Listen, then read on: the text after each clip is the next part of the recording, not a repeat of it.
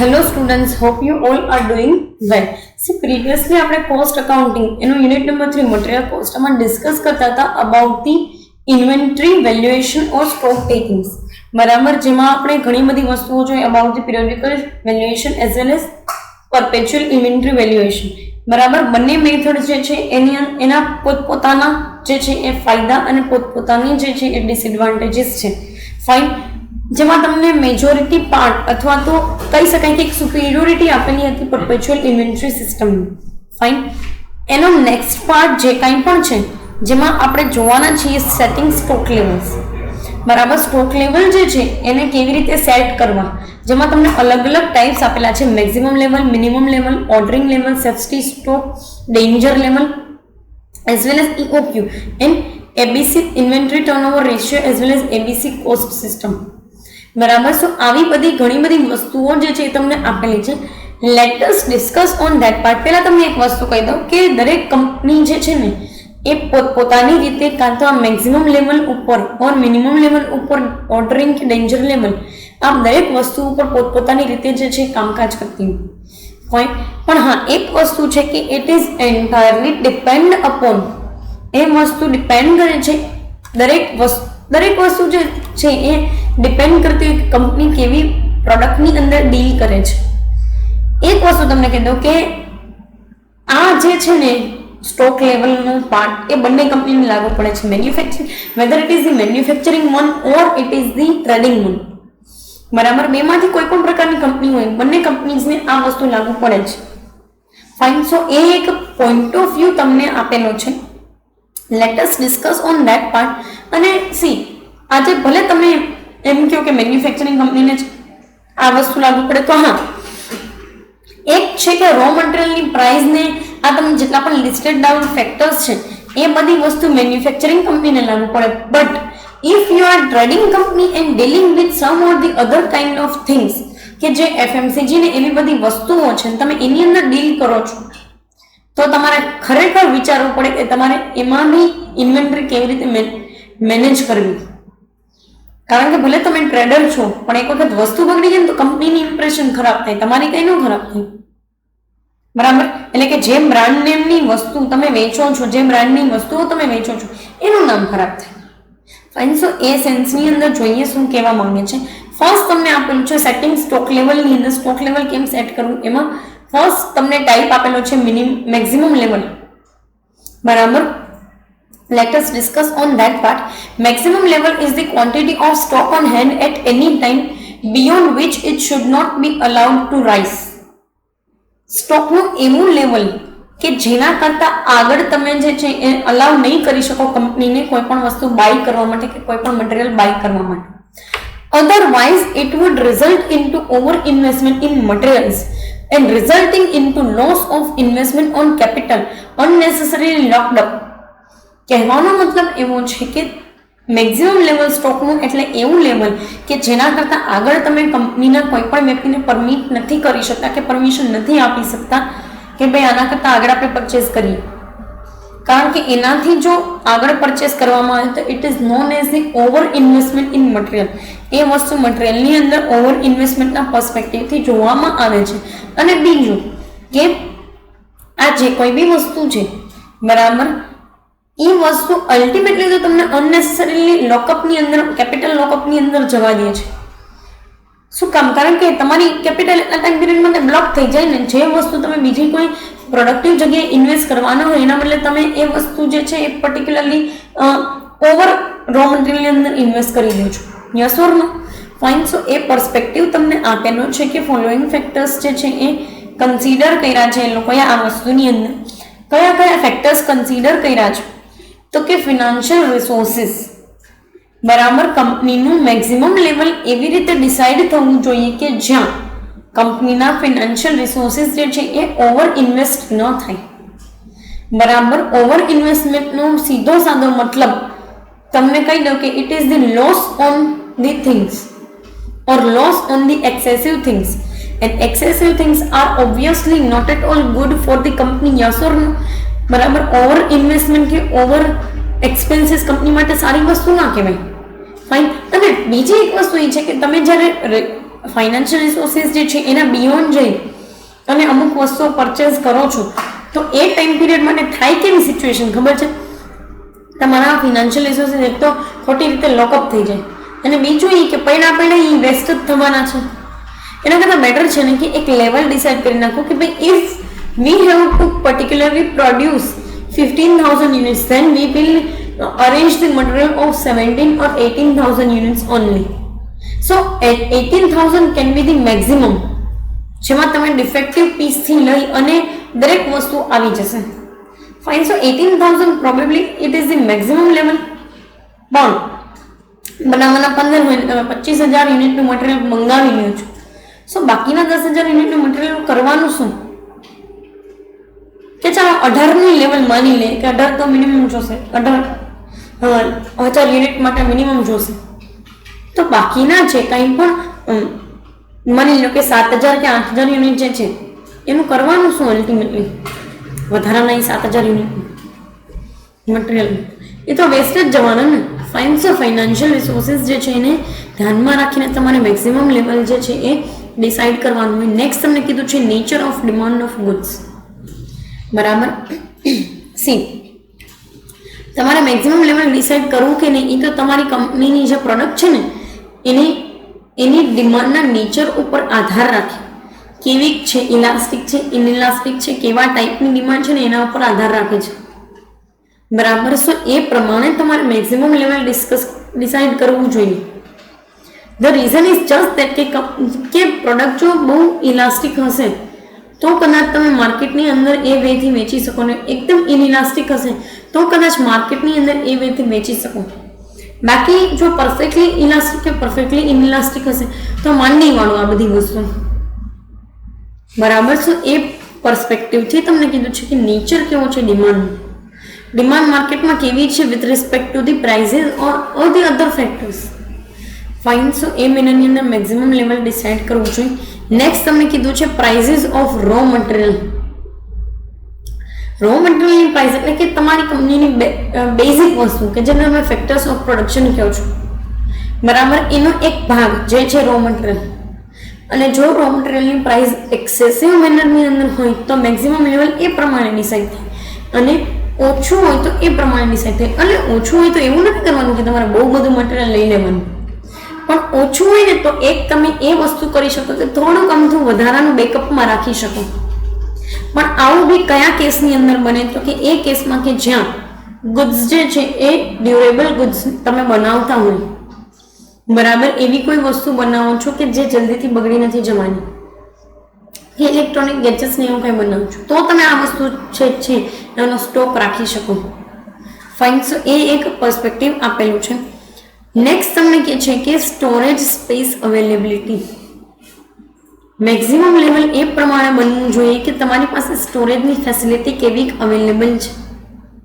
કારણ કે સી પછી જો તમે બીજી જગ્યાએ કોઈ ગોડાઉન જે છે એને યુટિલાઇઝ કરવાના છો આગળ જઈને અથવા તો બીજી કોઈ જગ્યાએ જે છે તમે તમારી પ્રોડક્ટ જે છે એને મૂકવાના છો અને તમારી પાસે અત્યારે અવેલેબલ જ નથી space and still you are going for the excessive kind of things તો પછી તમારે એની એક્સ્ટ્રા કોસ્ટ બેર કરવી પડશે. Yes or no? Fine. So this is the one or the other perspective. એ પર્સપેક્ટિવ જે છે એ તમને આપેલો છે. ફાઇન. સો એ પોઈન્ટ ઓફ વ્યૂથી તમને કીધેલું છે કે ભાઈ જેવી સ્ટોરેજની ફેસિલિટી કે જેવી સ્ટોરેજ સ્પેસ અવેલેબલ હોય ને એ પ્રમાણે તમારે જે છે મેક્સિમમ લેવલ ડિસાઇડ કરવાનું થાય. ફાઇન. એક્સેસિવ પણ ના હોવું જોઈએ ને શોર્ટેજ પણ ના હોવી જોઈએ. So that is the thing. બીજું એક એ છે કે ઇફ મેક્સિમમ લેવલે પહોંચી વળવા માટે અવેલેબલ નથી સ્ટોરેજની સ્પેસ તો અવેલેબલ કરાવડાવો. બરાબર. અવેલેબલ નથી તો અવેલેબલ કરાવડાવો તો જ તમે એ વસ્તુની અંદર આગળ વધી શકશો. ફાઇન. નેક્સ્ટ તમને કીધું છે કે ગવર્મેન્ટ પોલિસી એન્ડ કંટ્રોલ. બરાબર. ગવર્મેન્ટની પોલિસી અને કંટ્રોલ જે છે એના ઉપર આધાર રાખે છે. ઘણી વખત ગવર્મેન્ટ જે છે ઇમ્પોર્ટને એકદમ રિજિડ બનાવી દેતી હોય. બરાબર. ઇમ્પોર્ટને રિજિડ બનાવી દે છે અને તમારો માલ બહારથી જ આવે છે. નાઉ what you are going to do? તમે શું કરશો? બરાબર. તો એ બી એક વસ્તુ તમને કીધેલી છે કે ભાઈ પર્ટિક્યુલર મેનરની અંદર ગવર્મેન્ટની પોલિસી અકોર્ડિંગ જો તમને એવું લાગે છે ને કે ગવર્મેન્ટ રિસ્ટ્રિક્શન્સ મૂકશે તો પછી અત્યારે તમે માલ મંગાવીને રાખી દો અને જો તમને એવું લાગે છે કે અત્યારે ગવર્મેન્ટ રેસ્ટ્રિક્શન્સ નહીં મૂકે કે ગવર્મેન્ટ જે છે એ વસ્તુ પર ફોકસ જ નથી કરવાની, લિબરલ કરવાની છે, તો પછી તમારે પછી મંગાવો તો ચાલશે, બરાબર. તો બે પોઈન્ટ ઓફ વ્યૂ જે છે એ આની અંદર આપેલા છે કે ગવર્મેન્ટ પોલિસી જે છે એનો કંટ્રોલ જે છે કેવી રીતે પર્ટિક્યુલર મેનરની અંદર કરવામાં આવે. ફાઇન. સો એ પ્રમાણે કેવી રીતે તમે મેક્સિમમ લેવલ જે છે મેન્ટેન કરી રાખશો. નેક્સ્ટ કીધું છે નેચર ઓફ કમોડિટી. એક વસ્તુ જે છે, એક કોમોડિટી જે છે એનો નેચર કેવો છે ને એ વસ્તુ કીધેલી છે, બરાબર. એક કોમોડિટી જે છે એનો નેચર કેવો છે ને એના વિશે વાત કરી છે. એટલે મેં તમને આની પહેલા બી નેચર વિશે તો વાત કરી જ દીધેલી છે. Still perishable, non perishable, durable, non durable એ ગમે તે કેટેગરીમાંથી, ચારમાંથી ગમે તે કેટેગરીમાંથી આવતું હોય તો એ પ્રમાણે કંપનીએ જે છે એ મેક્સિમમ લેવલ મેન્ટેન કરીને રાખવાનું. બગડી જાય એવી વસ્તુ હોય તો પછી maximum level cut to cut maintain કરીને રાખો તો ચાલો.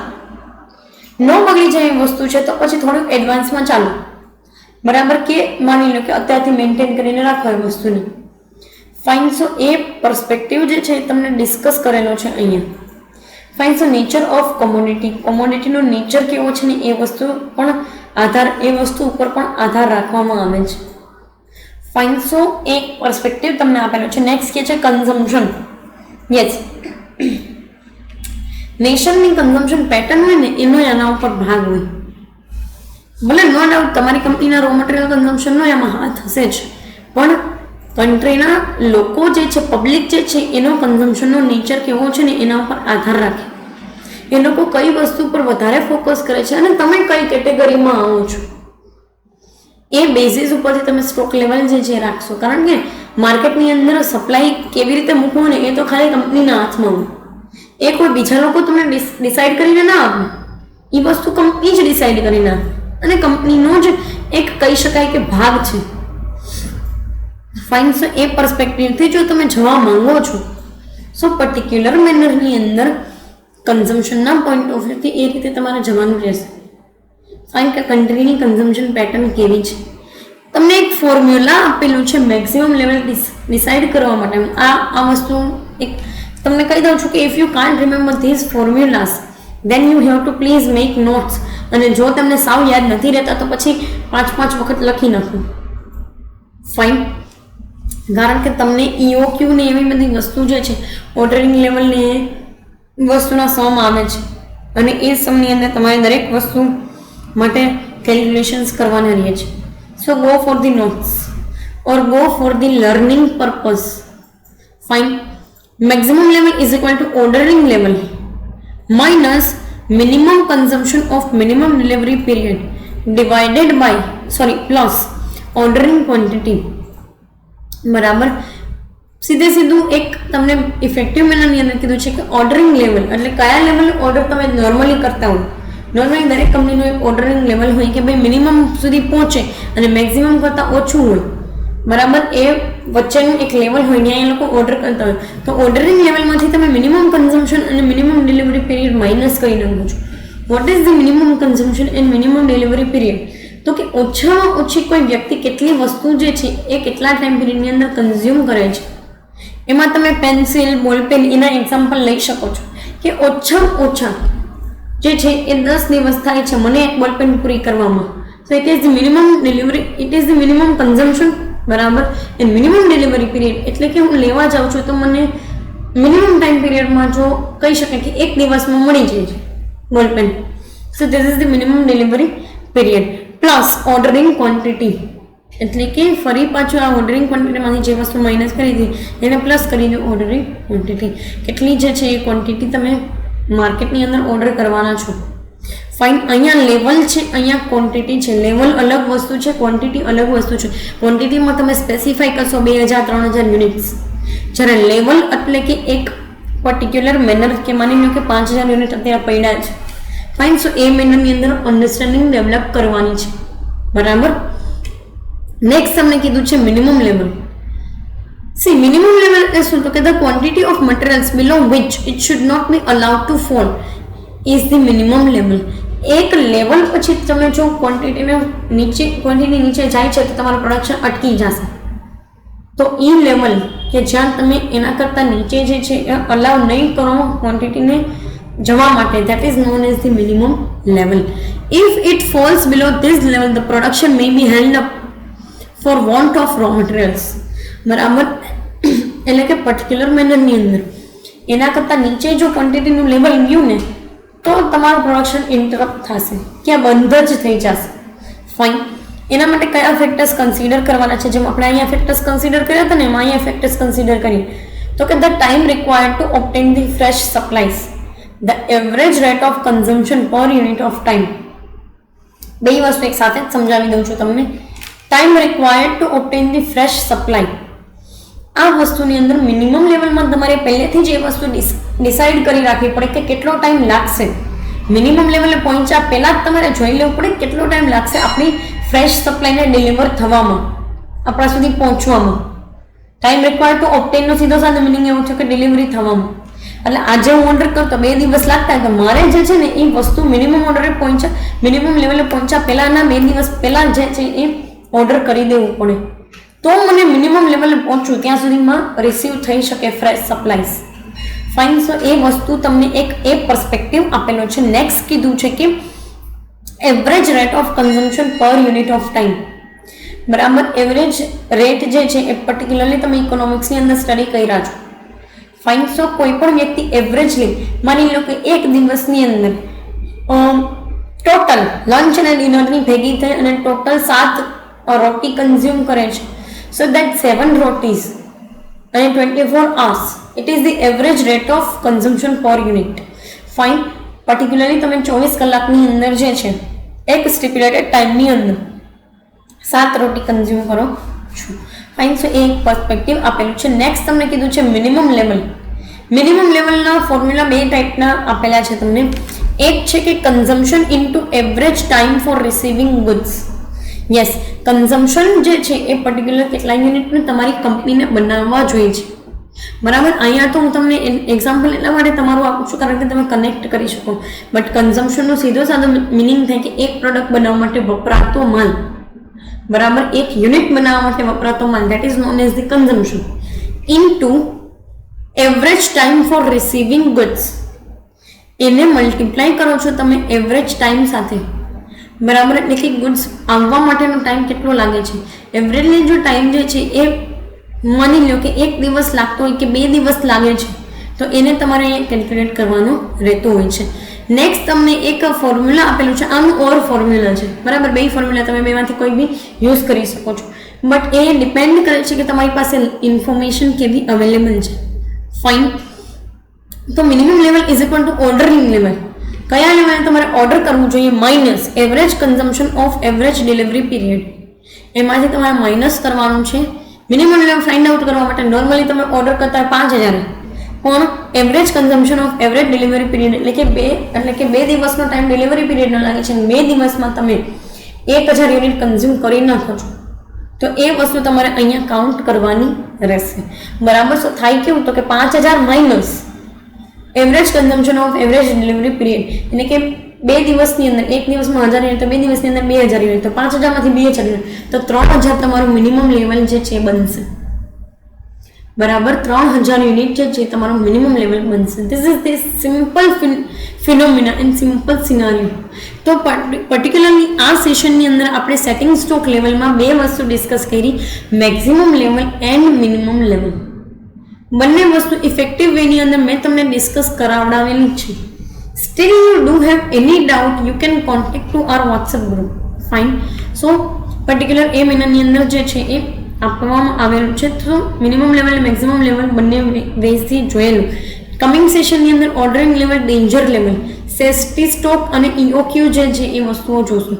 ફાઇન. પર્ટિક્યુલરલી આ સેશનમાં અહીંયા સુધી રાખીએ. Thank you so much.